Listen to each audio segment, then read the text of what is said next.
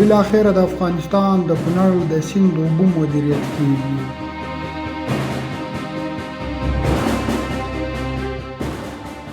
چین د افغانستان کونړ کې 3 ستر د اوبو بندونه جوړوي.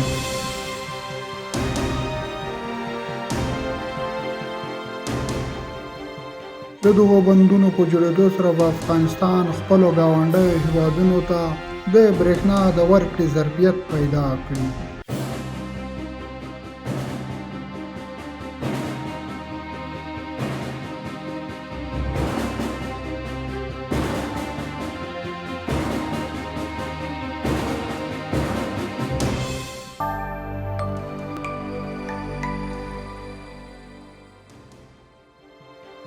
د اوبو او انرژي وزارت خبر ورکړی چې د یوه چینایي شرکت مسؤلینو په کونړ ولایت کې د برېښنا د تولید په 3 سترو بندونو پانګونه کوي. د دغه شرکت مسؤلینو ویلي د کونړ، شال، ساګي او سرتاک د برېښنا په پروژو د پانګونې لپاره چمتو دي او ډېر ژر به له اوبو او انرژي وزارت سره د همکارۍ هوکړلیک لاسلیک او په عملي توګه به یې چارې پیل کړي.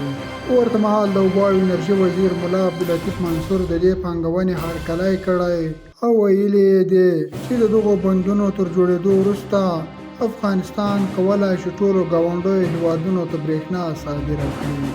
نوموړي په دغه برخه کې د شرکت مسؤلینو ته د همکارۍ ډاډ ورکړی او د عملي کارونو په پیل یې ټینګار کړی دی.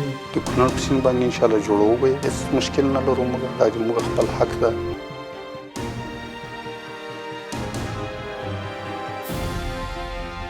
جوړول دا د پاکستان لپاره نه دی ولاړ شي، اوس موږ نه ځکه نه جوړو چې پاکستان به څه کوي. هغه د موږ خپلې اوبه دي، خپله خاوره هم ده، خپل به کنټرولوو.